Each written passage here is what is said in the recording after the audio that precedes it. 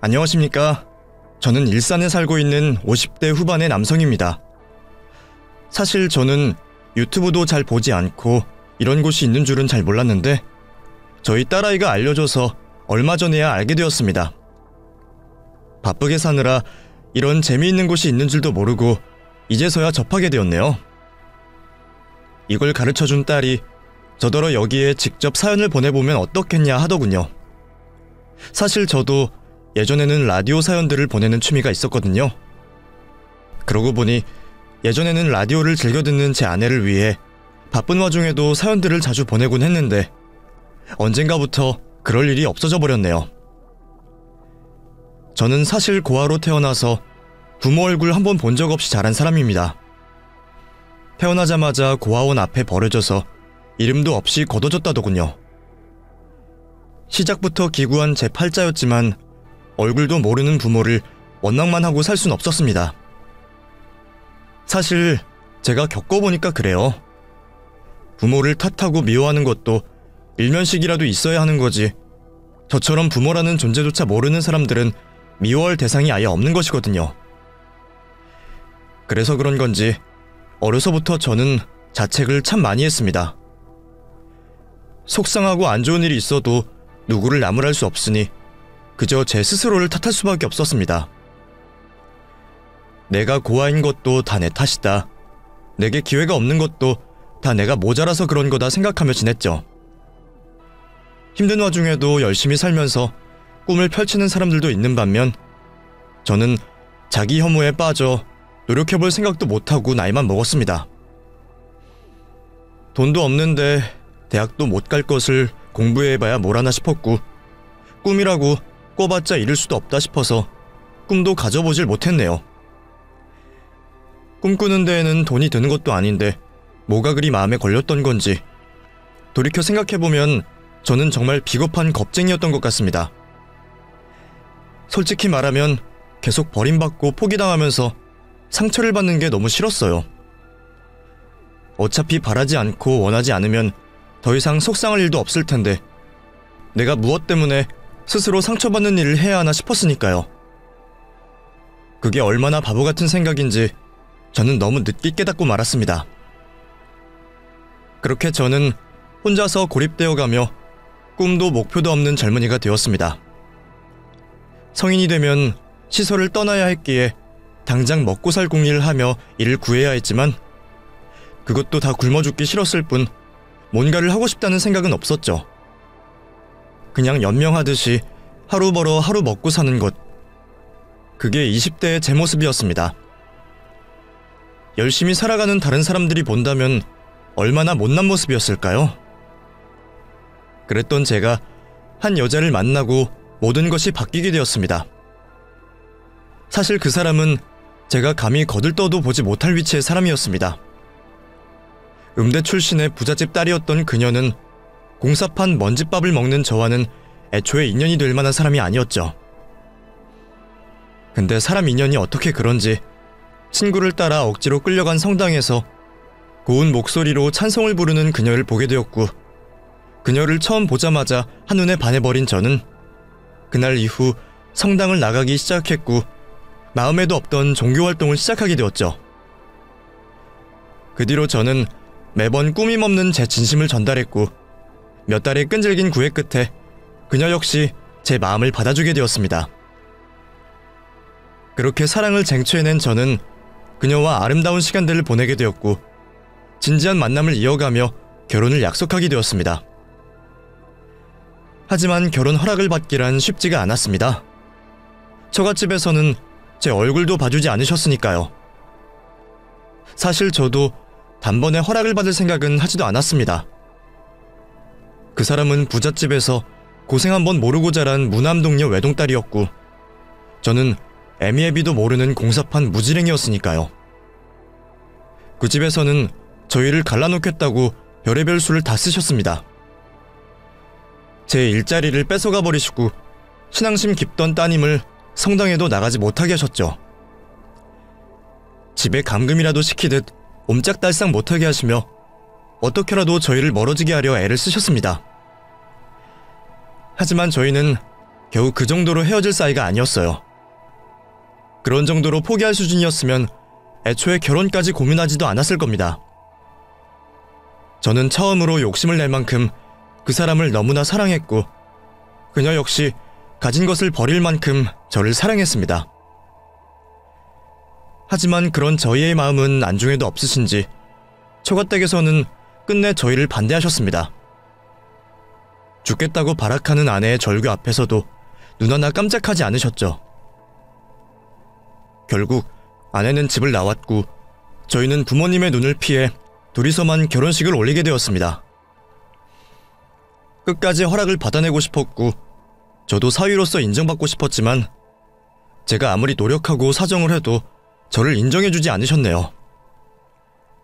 저는 다른 것보다도 아내에게 너무나 미안했습니다. 여태 부모님과 큰 문제 없이 잘 지내왔을 텐데 괜히 나 같은 놈을 만나서 부모와 인연도 끊고 모두의 축복을 받아야 할 결혼식마저 소리 소문 없이 치러야 했으니까요. 너무 미안하고 속상한 마음에 마지막까지 나를 두고 떠나도 된다고 몇 번이나 물었죠. 하지만 겁쟁이인 저와 달리 그녀는 강인한 사람이었고 다 포기하고서라도 저를 선택해 주었습니다. 저는 끝까지 나를 선택해준 그 사람을 어떻게 해서든 행복하게 해주고 싶었습니다. 할 줄 아는 일이 노가다밖에 없던 저는 아내를 만난 뒤로 더 열심히 살기 시작했어요. 중장비 자격증도 따고 쉴 새 없이 일을 다녔고 전과 비교할 수 없이 바쁘게 살았습니다. 하지만 제가 그렇게 열심히 벌어봤자 저는 아내가 누리던 것에 손톱만큼도 해줄 수가 없었습니다. 아내는 물질적인 것은 아무 상관이 없다며 그럴 필요 없다 말했지만 제가 마음속 깊이 느끼던 죄책감은 어쩔 수 없는 것이었습니다. 그래서 솔직한 심정으로는 나 혼자 고생했으면 싶었지만 아내는 사지 멀쩡해서 집에서 놀고 있겠냐며 학원이나 개인 레슨을 다니며 생활비를 벌기 시작했습니다. 그래도 참 행복했던 시절이었습니다. 콩 한쪽도 나누어 먹던 우리는 늘 서로에게 가진 것을 양보했고 서로에게 더 많은 마음을 표현하려 노력했죠. 제가 어쩌다 맛있는 것을 얻어 안 먹고 곱게 챙겨가면 별것도 아닌 그걸 받아들고 고맙다며 울던 사람이었습니다. 넉넉한 집에 살았을 때는 그런 건 발에 채워도 먹지 않았을 사람이 내가 자기를 생각해서 챙겨준 것이 그렇게 고맙다며 다른 건 바라지도 않던 사람이었습니다. 그 사람이 제게 얼마나 고마웠을지 모르겠지만 저는 언제나 항상 조금 더 고마웠습니다. 그리고 또 미안했죠. 그러던 와중에 저희에게 너무나 행복한 소식이 찾아왔습니다. 저희 두 사람 사이에 예쁜 딸이 생기게 된 것이었죠. 내가 아빠가 된다니 저는 더 이상 바랄 것이 없을 정도로 행복했고 아내와 저는 그 아이를 위해 뭐든지 하기로 약속했습니다. 아이가 생긴 이상 저도 무언가 대책이 필요하다 싶었습니다. 출산과 육아를 하려면 아내가 일을 그만둬야 할 것이고 그러면 저 혼자서 세 식구 넉넉히 살만할 정도로 벌어야 했으니까요. 게다가 애까지 생긴 와중에 새빵살이를 할 수도 없었죠. 제가 그런 고민을 하던 와중에 처가댁에서 연락이 왔습니다. 아내가 아이를 가졌다는 소식을 어찌 아시고 아내에게 저 몰래 연락을 해오셨더군요. 그래도 내심 손녀 소식에 마음이 돌아서진 않으실까 기대했는데 제가 너무 오만했습니다. 장인어른은 아내에게 아이를 위해 저와 헤어지고 집으로 돌아올 것을 당부하셨습니다. 저 같은 애비 밑에서 애가 제대로 자랄 수는 없다고 말입니다. 하지만 이번에도 아내는 저를 택해주었습니다. 사실 아이의 앞날이 달린 일이라 더 고민이 많았을 텐데 아내는 아이에게 가장 중요한 것은 물질적 풍요가 아닌 부모의 사랑이라며 아이를 위해서라도 우리가 함께하는 게 맞다 말해주었습니다. 그 말에 용기를 얻은 저는 그 뒤로 작은 사업을 시작했습니다. 그동안 이래저래 돈벌궁리를 해보긴 했지만 남의 밑에서 일을 해서는 큰 돈을 벌 수가 없었습니다. 그렇다고 내 주제에 무슨 사업이냐 생각했었는데 결국 큰 돈을 만지려면 저도 큰 위험을 감수해야겠더군요. 그리고 제가 사업을 할 수 있도록 용기와 희망을 가지게 된 것은 모두 아내와 제 딸 덕분이었습니다. 공사 현장에서 일을 하다 보면 늘 안전장비가 아쉽곤 했는데 제 경험과 불편에서 착안하여 장비를 만들게 되었고, 그게 제가 지금 하고 있는 사업의 모태가 되는 일이었네요. 처음에는 작은 창고 하나 얻어다가 아름아름 배워 만들던 저는 현장을 직접 다니며 납품처를 뚫고 다녔고, 조금씩 소문이 나기 시작하면서 그 뒤로 사업을 키워 제대로 일을 시작하게 되었습니다. 덕분에 딸아이가 태어나고 몇 년 뒤에는 제대로 된 집으로 이사도 가고 아이를 위해 해줄 수 있는 것도 많아졌습니다.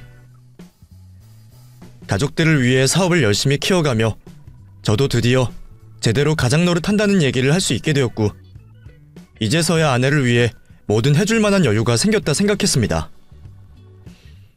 하지만 그땐 너무 늦었네요. 늘 제 옆에서 기다려줄 거라 생각했던 아내에게 병마가 찾아오고 말았습니다. 아내와 함께 병원을 찾았던 저는 그 상황을 도저히 받아들일 수 없었고, 오히려 나를 달래는 아내가 가여워 한참을 울었습니다. 자신이 가장 힘들 그 상황에서도 아내는 끝까지 저와 딸아이 걱정만 했어요. 여보, 이건 우리가 어떻게 할 수 있는 일이 아니야. 그러니까 너무 슬퍼하지 마. 여보, 우리 채윤이 당신 혼자 잘 키울 수 있지? 누구보다 가족을 사랑하고 우리 딸을 아껴주는 사람이잖아. 당신한테 그 많은 짐을 지어서 미안해. 그래도 당신이라면 잘할 거야. 여보, 꼭 우리 딸 지켜줘. 부탁해. 그 뒤로 저는 아내 없이 홀로 딸아이를 키웠습니다. 아내가 먼저 떠난 이후로는 엄마 아빠 두 명의 몫을 해야 했습니다. 많이 모자란 아빠였지만 저는 제가 해줄 수 있는 것은 무엇이든지 딸에게 해주고 싶었어요. 그렇게 저는 아내를 먼저 보낸 후회 속에 살면서 하나뿐인 딸은 어떻게든 고생시키지 않겠다 생각했습니다. 하고 싶다는 거, 갖고 싶다는 거 안 챙겨본 적 없었고, 옆에서 늘 든든한 지원군이 되어주고 싶었습니다. 나는 고아라서 부모 사랑은 잘 모르지만 내 아이만큼은 많이 사랑받고 엄마 없이도 제게 위로를 받았으면 좋겠다 생각했네요. 그렇게 예쁘게 자란 딸아이는 사춘기 한 번 없이 착하게 잘 자라 사회인이 되었고, 어느새 결혼하겠다는 남자를 집에 데려왔습니다. 언젠가는 그런 날이 올 거라 예상하고 있었지만 아직은 마음의 준비가 되어 있지 않았습니다. 솔직히 세상 누구보다 귀한 내 딸인데 그런 딸이 누구를 데려온들 별로 달갑지 않았죠. 아빠, 인우씨 정말 좋은 사람이야. 아빠도 분명 좋아할 거야. 그거야 직접 봐야 알겠지. 솔직히 어떤 대단한 놈인들 우리 채윤이한테 부족하지 않겠니? 아빠도 참. 아빠가 아무리 딸바보라지만 인우씨 학벌도 좋고 사람도 좋고 무엇보다 나를 정말 사랑하고 아껴주는 사람이야. 그러니까 괜히 트집만 잡지 말고 좋게 봐줘. 알았지? 채윤이는 제가 혹시라도 예비 사위에게 못마땅한 말이라도 할까 걱정이었던 모양입니다. 물론 성에 차진 않겠지만 저도 한때 반대당한 입장이라 그런지 딱히 반대를 하거나 흉볼 생각은 없었습니다. 그래도 다행히 사위의 첫인상은 나쁘지 않았습니다. 채윤이 말처럼 반듯한 집에서 잘 자란 자식 같더군요. 괜찮은 학벌에 회사 생활도 열심히 하고 있다니 내 딸 데려가서 굶길 일은 없을 것 같았고, 사실 조건으로만 따진다면 흠잡을 구석은 별로 없어 보였습니다. 딸애가 좋다니 애초에 반대할 생각도 없었지만 긴장해서 그런지 예의 바르고 조용한 모습에 그래도 큰 걱정은 하지 않아도 되겠다 싶었죠. 상견례 자리에서 만난 사돈댁도 두 분 다 공무원을 하셨고 자제분들을 잘 키우신 듯 보여 다행이라 생각했습니다. 그렇게 양가의 허락 아래 두 아이 뜻대로 결혼이 순조롭게 진행되어 갔고, 저는 딸애에게 제가 해줄 수 있는 모든 것을 해주고 싶었습니다. 사실 딸애는 많은 걸 바라지 않았고 신혼집도 결혼 준비도 지들 힘으로 하겠다 말했지만 요즘 젊은 사람들이 부모 도움 없이 결혼하기가 어디 쉬운 일인가요? 그런데도 딸아이는 한사코 괜찮다며 거절하곤 했어요. 하지만 저도 딸이 고생하는 꼴은 보고 싶지가 않았습니다. 그런데 그때 사위가 저를 찾아와 먼저 도움을 구하더군요. 아버님, 사실 예전부터 채훈이가 결혼은 저희들 힘으로 하자 말했었고 저도 웬만하면 저희들 힘으로 하고 싶은데 요즘 금리도 너무 높고 대출을 받는다고 해도 집을 구하기가 너무 어려워서요. 상황이 제 생각보다 쉽지가 않네요. 저희 형편에 맞는 집들은 하나같이 형편없고 그런 곳에서 채훈이가 잘 지낼 수 있을지 걱정이 되어서요. 저 그래서 말인데 혹시 장인어른이 저희한테 도움을 좀 주실 수 없으실까요? 물론 채훈이한테는 비밀로 하고 말입니다. 애들이 아무리 열심히 살았다고 한들 요즘 사람들이 집값 감당하기 어디 쉽겠습니까? 저도 그게 걱정이었는데 사위가 먼저 도움을 구하더군요. 저야말로 제 딸을 고생시키기 싫었기에 사위의 그 부탁을 흔쾌히 들어주기로 했습니다. 제가 도와줬다고 하면 난리를 칠 게 뻔한지라 사위가 알아서 적당히 둘러대겠다 했죠. 덕분에 아이들은 더 힘들게 발품파지 않고 괜찮은 신혼집을 얻을 수 있었고 그제서야 걱정되던 제 마음도 조금 놓였습니다. 사위가 집 사는데 많이 보탰다고 생각해서 그러는지 처음에는 혼수해준다는 것도 거절하던 딸이 제가 혼수를 넣어주겠다는 말을 굳이 거절하지 않더군요. 그래서 결국 딸아이만 모르게 제가 결혼 준비에 거진 다 보태준 셈이 되었습니다. 그렇게라도 해주고 싶은 게 부모들 마음 아니겠습니까? 차라리 처음부터 욕심껏 해달라고 했으면 내가 더 편했을 것을. 채은이는 늘 아빠를 걱정하고 배려하는 그런 딸이었습니다. 저도 그런 착한 딸이 좀 더 욕심을 부리고 행복하기만을 바랬죠. 그렇게 하나뿐인 딸아이를 시집 보낸 뒤로 저는 적적한 일상을 보내게 되었습니다. 딸아이가 출가를 하고 나자 그 빈자리가 너무나 크게 느껴졌던 저는 제 욕심 같아서는 매주 놀러오라 하고 싶었지만 저도 주책맞게 굴고 싶진 않았습니다. 애들도 신혼인데 자기들끼리 재밌어야 하지 않겠습니까? 근데 애들이 우리 집에는 한 달에 한 번쯤 오면서 사돈댁에는 거의 매주 드나든다는 것을 듣고는 저도 기분이 상하더군요. 상황을 보아하니 시댁에서 자꾸 애들을 오라가라 하는 것 같은데 결혼한 지 얼마 안 된 제 딸은 시댁 눈치 보며 매주 그 댁으로 가야 했고 그러다 보니 바쁜 딸아이가 저를 보러 오는 일이 쉽지 않았던 겁니다. 심지어는 사위마저 바쁘다고 혼자 와서는 괜히 내 눈치까지 보는 것을 보고 속상한 마음까지 들었죠. 아빠, 오늘은 나 혼자 왔어. 오빠는 시댁에 갑자기 일이 생겼다고 거기 갔거든. 그래도 아빠는 나만 있으면 되지? 나야 뭐 너만 오면 그만이지만 너는 괜찮은 거 맞냐? 혼자 오느라 괜히 고생한 거 아니야? 고생은 무슨. 오빠가 미안하다고 여기 앞에까지 태워주고 갔어. 아니 여기까지 왔는데 인사도 안 하고 갔어? 안 그래도 오빠는 올란다 그랬는데 급한데 내가 그냥 가라 그랬어. 괜히 왔다 갔다 시간만 잡아먹지 뭘. 딸애가 제 앞에서 사위놈을 애써 감싸려는 게 보이더군요. 그놈이 나를 무시하는 게 문제가 아니라 내 딸이 사위 때문에 내 앞에서 미안해하는 것이 마음에 들지 않았습니다. 마음 같아서는 불러 앉혀놓고 혼이라도 내고 싶었지만 결혼한 지 얼마나 되었다고 장인이 사위 불러다 그럴 수도 없고 사위도 아직은 내가 불편해서 그러는 거겠지 하며 좋은 쪽으로 생각하려 애썼습니다. 하지만 애들이 결혼을 하고 시간이 지날수록 제게 결혼을 허락해달라며 진심으로 애원하던 사위의 모습은 온데간데 없어지고 있었습니다. 내가 편해진 건지 이놈이 은근히 나를 아랫사람 대하듯 하는 게 보이더군요. 내 거 스테이크는 바짝 익혀주세요. 핏기 없게. 아버님, 누가 비싼 스테이크를 그렇게 먹나요? 내가 젊어서 이런 걸 못 먹어봐서 그래. 이래서 고기도 먹어본 놈이 먹는다는 거지. 다양한 시도도 해보고 그러셔야죠. 사업하신다는 분이 그렇게 꽉 막혀 사시면 어쩌려고 그러세요? 에이, 고기 취향 가지고 무슨 그런 말까지 해. 우리 아빠 그래도 신세대야. 그치? 그래, 이서방 말도 맞고 우리 딸 말도 맞다. 장인이 고기를 태워 먹던 말던 사위가 그런 소리를 해도 되는 겁니까? 딸의 생일날이라 표를 내진 않았지만 그 뒤로도 사위는 제게 뒷말을 붙이는 날들이 많아졌습니다. 저희 아버지가 내년에 은퇴하시면 대학원을 들어가시려고 생각 중이세요.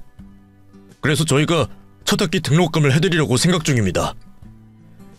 그래? 그 대학원 학비가 많이 드는 거냐? 글쎄, 다 다르긴 한데 그렇게 비싸진 않아. 우리도 그냥 아버님 기분이라도 좋으시라고 해드리는 거지 뭐. 아마 장학금도 나온다고 하는 것 같던데? 사돈이 참 대단하시네. 늦은 나이에 공부하는 게 쉽지 않으실 텐데 장학금까지 생각하시고 말이야. 배움의 때가 어디 있나요? 사람이라면 무릇 죽을 때까지 항상 배우고 익혀야죠. 말 나온 김에 장인어른도 공부 좀 해보시면 어떠세요? 고등학교도 겨우 졸업하셨다고 하던데 요즘 세상에 사업하시는 분이 고졸인 건 좀 그렇지 않으세요? 글쎄, 나도 이것저것 공부는 했는데 학위를 딸 생각은 못 해봤네. 뭐 대학 졸업장 갖다 쓸 것도 없었고 말이야. 그래도 있으면 다 쓸 때가 있죠. 고졸이랑 대졸은 다르잖아요. 장인어른도 너무 안일하게 사지 마시고 방통대라도 생각해보세요. 안 그래도 요즘 체온이 없어서 적적하시다 하셨다면서요. 심심할 때 공부도 하시고 학위도 따시면 일석이조 아닙니까? 처음에는 나도 그렇게 생각 안 하려고 했는데 사위가 갈수록 저를 무시하는 게 느껴졌습니다. 내가 돈만 있지 배운 것 없고 고아라는 걸 의식하는 거겠죠. 그러면서 이놈이 내가 하는 일은 거저먹은 일이라 생각했는지 자꾸만 내 사업에 숟가락을 얹으려 하더군요. 그래, 자네 요즘 회사 생활은 어떠냐? 하기야, 직장 생활하면 다들 바쁘고 힘들겠지. 일이야 항상 그렇죠 뭐. 근데 저희 사정이 남들이랑 같은가요? 어차피 채훈이야 임신하면 일 쉬게 할 거고 저는 여차하면 장인어른 밑에서 일 배우면 되죠. 자네가 우리 회사 일을? 글쎄다. 예? 설마 장인어른은 한 번도 생각 안 해보셨어요? 그럼 나중에 사업체 누구를 주시려고 그러세요? 채훈이야 그쪽으로는 아무것도 모르고 관심도 없잖아요. 글쎄, 우리 회사가 뭐 대단한 것도 아닌데 되물림을 해줄 생각도 없었고 내가 그만두면 회사도 새 주인 찾아야지. 아예 접을지도 모르겠고. 예? 아니, 그건 말도 안 되죠. 장인어른이 밑바닥부터 고생해서 키우신 회사인데 그런 걸 가족도 아닌 남들한테 그냥 내어준다는 말씀이세요? 아니, 사위가 없으면 몰라도 제가 있는데 뭐하러 그러세요? 그렇다고 자네가 이쪽 일을 아는 것도 아니고 어떻게 그러나? 에이, 어차피 사업이야 다 거기서 거긴데 장인어른이 하시는 일 저라고 못하겠어요? 사실 저는 미리 다 생각이 있었거든요. 솔직히 지금 장인어른 회사 꾸리시는 거 보면 너무 고여있잖아요. 이럴수록 젊은 인재가 나서서 변화하는 세상에 맞춰가야죠. 저는 장인어른이 부탁만 하시면 언제든 도와드릴 의향이 있으니까 언제라도 불러주십시오. 솔직히 사위가 남도 아니고 아들이나 마찬가지인데 당연히 저한테 물려주셔야 맞는 것 아니겠어요? 글쎄, 그렇다고 자네가 진짜 내 아들은 아니지 않나. 앞으로 괜히 그런 얘기 꺼내지 말고 하는 일이나 더 열심히 해. 헛바람 들어서 우리 딸 고생이나 시키지 말고. 제가 자식들에게 물려주려고 사업을 시작한 것도 아니고 딸이나 저는 그런 생각도 없었는데 사위가 왜 제 일에 말을 넣는지 참 기가 막혔습니다. 물론 딸아이가 속상할까봐 딸에게까지 말을 하진 않았지만 내가 사위 될 놈을 잘못 봤구나 싶어 슬슬 후회가 되기 시작했죠. 아쉬울 때야 누구나 절절하게 말할 수 있는 건데 그 모습이 꼭 예전의 내 모습같이 보여서 믿었던 모양입니다. 그래도 그 와중에 다행인 것은 딸아이와 사위의 사이는 나빠 보이지 않았다는 겁니다. 딸이 제게 매번 사위에게 선물 받았다며 자랑하는 것을 듣고 있으면 그래도 내 딸은 사랑받고 행복하구나 싶어 다행이었죠. 사위가 장인 무서운 줄 모르고 버릇없이 굴어도 지들끼리 좋고 내 딸만 사랑하고 아껴준다면 저는 그것보다 더한 것도 참을 수가 있었습니다. 내 면전에다가 욕을 해도 괜찮을 정도였죠. 그런데 어느 날 저는 너무 충격적인 모습을 보고야 말았습니다. 운전을 하다가 사위가 옆에 웬 여자를 태우고 다정하게 지나가는 모습을 보게 되었거든요. 멀어서 제대로 보진 못했지만 옆에 나란히 앉아서 웃고들 있는 것을 보니 그냥 흔한 사이처럼 보이진 않았습니다.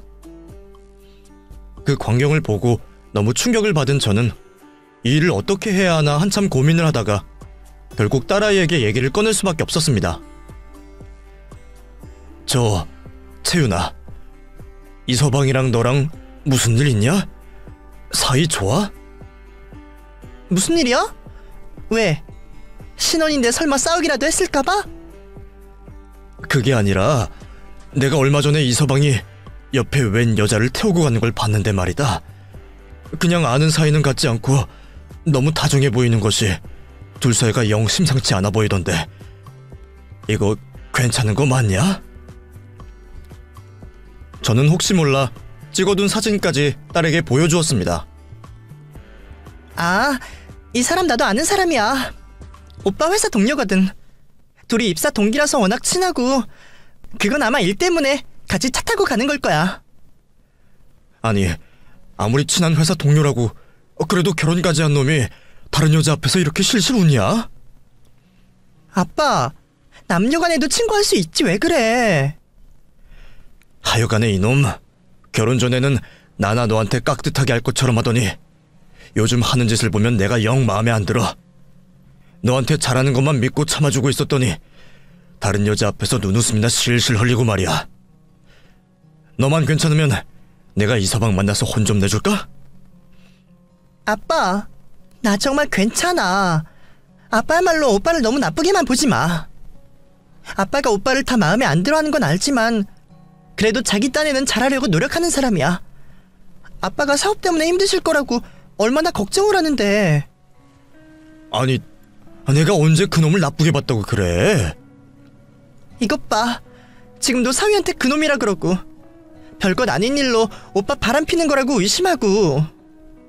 아빠가 오빠한테 믿음이 있거나 오빠를 좋게 봤으면 이런 의심도 안 했겠지. 솔직히 오빠가 아빠를 아직 많이 불편해하는 것 같아. 아빠가 너무 무섭다고 그러네. 그래서 나 혼자 갈 때도 많았고 일부러 두 사람만 있는 자리 안 만들려고 한 거야. 아빠, 오빠도 잘하려고 많이 노력하잖아. 그런 모습을 더 봐주고 제발 천천히 지켜봐 주세요. 나 잘 살게. 응? 그래, 그렇게 생각했다면 미안하다. 아빠도 니를 이간질하려는 생각은 아니었어. 딸아이가 오히려 사위를 감싸고 들며 이해해달라는 얘기를 들으니 나도 모르게 섭섭하기도 하고 또 내가 정말 딸의 말처럼 그동안 사위를 나쁘게만 본 건가 뒤돌아보게 되더군요. 사실 시어머니들도 가만히 있는 며느리 오해하고 나쁘게 보는 사람 많던데 장인이라고 사위한테 편견이 없으리란 법은 없지 않습니까? 그동안 사위가 했던 말들도 어쩌면 다 나를 진심으로 위하고 걱정하는 얘기라고 들을 수도 있는 건데 정말 내가 편견 때문에 사위를 오해했나 싶었습니다. 그 얘기를 친구한테 해줬더니 그 친구도 원래 팔은 안으로 굽는 법이라며 저를 이해하더군요. 네가 딸바보긴 했지만 그렇다고 그냥 차 같이 타고 가는 것 가지고 무슨 그런 의심을 하냐? 네가 요즘 애들을 너무 몰라서 그래. 요새는 직장 동료로 남자 여자 따로 없지. 그렇다고 뭐 스킨십을 하거나 하는 것도 아니라며. 아니 근데 둘이 앞에 나란히 앉아서 너무 다정해 보였다니까. 아이고, 딸애도 별일 아니라 했다면서. 내가 보기에는 네가 요즘 너무 예민해서 그래. 딸 시집 보내고 외롭다고 노래를 불렀잖냐. 예쁜 딸 뺏어간 놈이라 생각하니까 꼴비기가 싫었겠지. 잘 사는 애들 괜히 괴롭히지 말고 이참에 나랑 여행이나 같이 가자. 너도 이제 자식 없이 사는 연습도 해봐야지. 친구는 제가 너무 예민해서 그런 거라며 여행도 다니고 하면서 애들한테 관심을 끊으라 하더군요.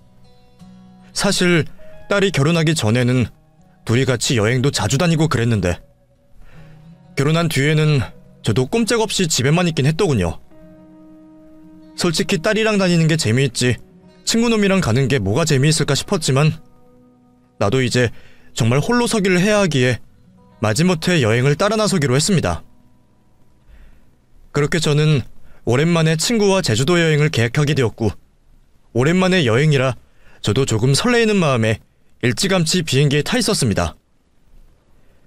곧이어 승객들이 줄지어 탑승을 하며 저는 곧 비행기가 이륙하기만을 기다렸습니다. 여기저기 다들 가족과 커플들끼리 온 것이 보여서 그런지 저도 제 아내와 딸 생각이 많이 났습니다. 결혼하고도 예전처럼 같이 시간을 보내면 좋으련만 장인한테 딱딱하게 구는 사위놈 때문에 그럴 겨를도 없었네요. 갑자기 사위 생각을 해서 그런지 내 뒷자리에 앉은 남자가 우리 사위처럼 보이는 겁니다. 이 시간에 사위가 제주도행 비행기에 있을 리도 없고 잘못 봤다 싶어 고개를 돌리려는데 옆에 여자도 눈에 익더군요. 다시 쳐다보니 분명 사위가 맞았습니다. 그리고 그 옆에 여자는 내 딸이 아닌 회사 동료라던 그 여자였습니다. 둘이서 커플티까지 맞춰 입고 여보 자기 하면서 알콩달콩하는 모습을 보니 어이가 없더군요. 둘이서 뽀뽀하고 귓속말하고 그 난리를 피우느라 저를 알아보지도 못하는 걸 보니 기가 막혔습니다. 이서방, 자네가 우리 딸 놔두고 어딜 가나?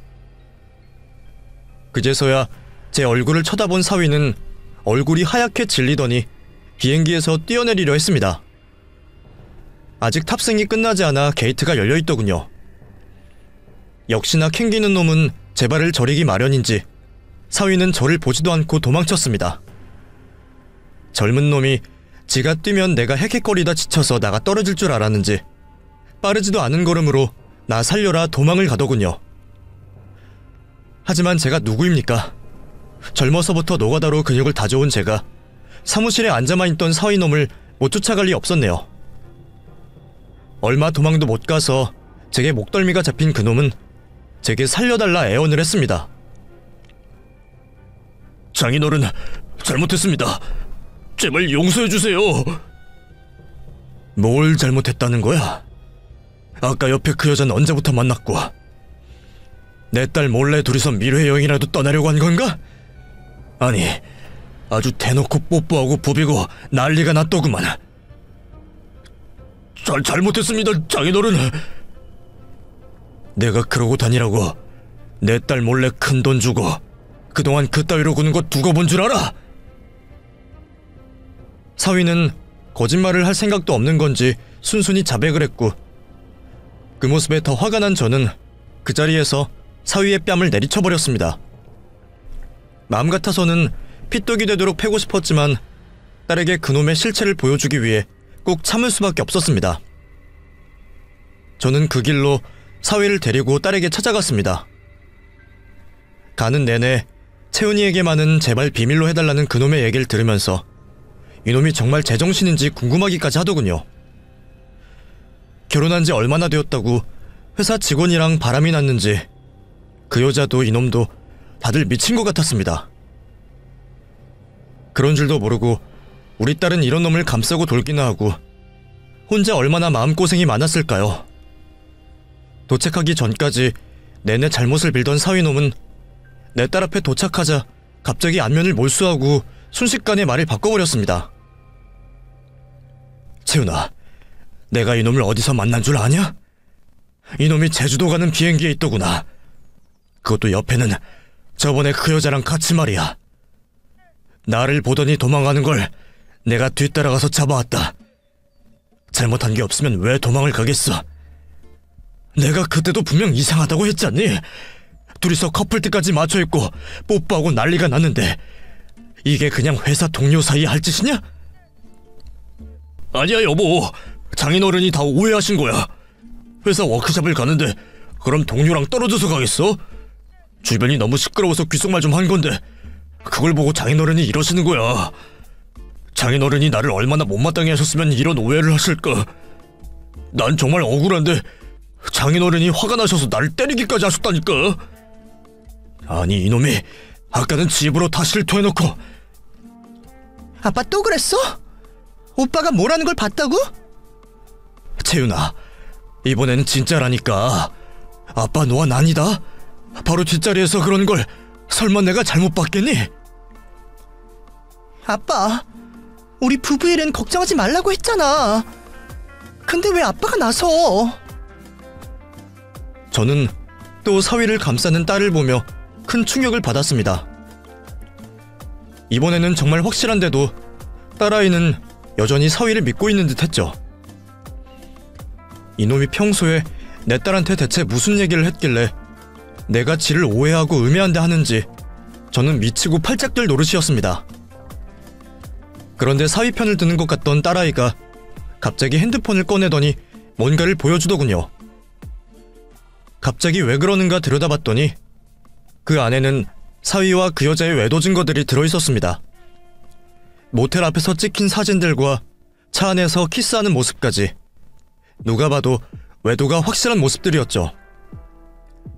아빠, 내일은 내가 알아서 할 텐데 왜 괜히 이렇게 고생을 해? 이딴 놈 정도는 나 혼자도 해결할 수 있어. 그리고 나 아빠한테 미안해서 그동안 말 못했단 말이야. 근데 아빠가 이렇게 다 알아버리면 나 아빠한테 창피하고 죄송해서 어떻게 해? 뭐? 그럼 채훈이 너는 그동안 이놈 일을 다 알고 있었던 거야? 나도 처음부터는 아니었어. 좀 이상하다 싶긴 했지만 이 인간이 워낙 거짓말을 잘해야 말이지. 매번 회사 동료라면서 나를 예민한 사람 취급해서 나도 도리가 없었거든. 근데 아빠가 나한테 말해주고 그 뒤로 쫓아다녔지. 그랬더니 이러고 다녔더라고. 여보, 그거 다 오해야. 내가 설명할 수 있어. 오해? 뭐가 오해야? 왜? 너는 회사 동료랑 키스하고 모텔 다닌다고 변명할 거니? 아니, 그게 아니라 그래, 술김에 키스한 적은 있어. 근데 정말 딱 한 번이었고 모텔을 간 건 술 마시다가 잠시 술 좀 깨려고 들어간 거야. 당신 내가 취해서 들어온 거 싫어했잖아. 말도 안 되는 변명을 정성스레 하는 사위놈을 보니 갑자기 애잔한 생각이 들었습니다. 얼마나 멍청하면 도움도 안 될 그런 소리를 지 입으로 짓거릴까 싶어서 말이에요. 딸아이 표정을 보아하니 저와 같은 생각인 듯 싶었습니다. 처음에는 딸이 불쌍해서 그놈을 죽여버리고 싶었는데 차분하게 할 말을 하는 딸애를 보니 저도 덩달아 진정이 되더군요. 딸아이는 더 들을 생각도 없다며 그놈 입을 다물게 했고 준비해놨던 이혼 서류를 내밀며 미리 싸둔 짐을 들고 나왔습니다. 오늘도 네가 그년이랑 여행 가는 거 다 알고 있었어. 아니, 아무리 멍청해도 그렇지 바람난 여자랑 여행하는 놈이 가족 카드로 결제를 해? 내가 웃으면서 얘기하니까 성질도 없는 바보인 줄 알았어. 이혼 서류에 도장 찍어서 보내고 이 집에서 일주일 내로 네 짐 다 뺏어 나가. 집 팔기로 하고 부동산 내놨으니까. 뭐? 아니 아무리 그래도 공동명의 집을 왜 당신 마음대로 해? 지금 이 집이 얼마인 줄이나 알아? 여기 갖고만 있으면 더 오를 거라고. 올라봤자 거기 네 몫이 얼마나 되겠어. 어차피 여기 네 돈 들어간 건 얼마 없지 않니? 우리 아빠한테 돈 받아놓고 너는 시댁에서 해주셨다고 나한테 생생 엄청 냈지? 그러면서 우리 아빠한테는 한 번 가자는 얘기도 안 하고 시댁만 끌고 다니고. 네가 바람핀 거 알기 전부터 그것 때문에 완전히 정 떨어졌어. 근데 분수도 모르는 놈이 바람까지 펴? 너 같은 놈을 만난 게 내 인생의 제일 큰 실수다. 딸아이는 그 길로 짐을 들고 저와 함께 집으로 돌아갔고 그제서야 제 앞에서 눈물을 보였습니다. 아가, 울지 마. 네가 잘못한 거 하나도 없어. 알아. 나도 내가 불쌍해서 우는 거 아니야. 아빠한테 너무 미안해서 우는 거야. 네가 나한테 미안할 게 뭐가 있어. 좋은 남자 만나서 행복하게 잘 사는 모습 보여주고 싶었는데 계속 못난 모습만 보였잖아. 근데 나도 정말 몰랐어. 연애 때는 얼마나 나한테 끔찍했다고. 아빠 같은 사람인 줄 알았는데 아니었어. 내가 왜 몰랐을까? 그런 내가 너무 바보 같고 죄스러워. 아니야. 네 잘못이 아니야. 채윤아, 사람 속은 누구도 다 알 수가 없는 거야. 게다가 처음부터 본색을 드러내는 놈이 어디 있겠니? 그래도 늦지 않게 알아서 다행이라 생각하자. 응? 제게 미안하다며 우는 아이를 보니 제 마음이 찢어질 것 같았습니다. 그게 어떻게 딸아이 잘못이겠나요? 잘못을 따지자면 바람난 그놈이 제일 나쁜 놈이고, 그 다음은 같은 남자로서 그런 놈 본색 하나 못 밝힌 제 죄가 크겠죠. 딸아이는 하루빨리 합의 이혼을 하고 싶어 했지만 그놈은 뭘 더 바라는 게 있는지 이제와 헤어지지 못하겠다며 고집을 부렸습니다. 결국 참다 못해 터져버린 딸은 사위의 회사로 찾아가 사위와 내연녀의 외도 사실을 퍼뜨려버렸습니다. 한 사무실에서 일하던 그 두 인간은 하루아침에 봉변을 당했고 어찌되었는지 둘 다 퇴사를 하고 헤어졌다 하더군요. 그 뒤로 결국 이혼 소송을 준비하게 되었고, 딸은 상간녀와 사위에게 위자료까지 받아내며 사위와 깔끔하게 이혼을 할 수 있게 되었습니다. 괜히 이혼 때문에 상심하는 건 아닌가 했던 제 걱정과 달리 딸아이는 오히려 개운하다며 제 앞에서 웃어 보였죠. 물론 제 걱정 때문에 일부러 더 그러는 거라 생각하긴 했지만 저도 딸아이를 위해 모른 척하고 넘어가기로 했습니다. 원래 억지로라도 웃다 보면 정말 즐거워지는 법이라지 않습니까? 우리도 아무렇지 않아 하다 보면 언젠가는 정말 아무렇지 않아지는 날이 오겠죠. 그 뒤로 딸아이는 이직까지 하며 새 인생을 살기로 마음먹은 듯 보입니다. 지금은 오히려 혼자가 편하다며 저더러 자꾸만 놀아달라 하네요. 솔직히 딸애만 괜찮다면 저는 딸이 어떤 삶을 선택하든 응원해주고 싶습니다. 무슨 일을 하고 누구를 만나든 딸이 행복해야 저도 행복하니 말이죠. 물론 한번 잘못된 실수를 하긴 했지만 사람은 다 실수를 하고 살아가는 법이지 않습니까? 그럼에도 우리에게는 서로가 있으니 어떤 큰일 앞에서도 다시 일어날 수 있을 거라 믿고 있습니다. 그래서 저는 죽는 그날까지 지금처럼 딸에게 든든한 지원군이 되어주려 합니다. 들어주신 여러분들 모두 감사드리고 행복하시기를 빌겠습니다.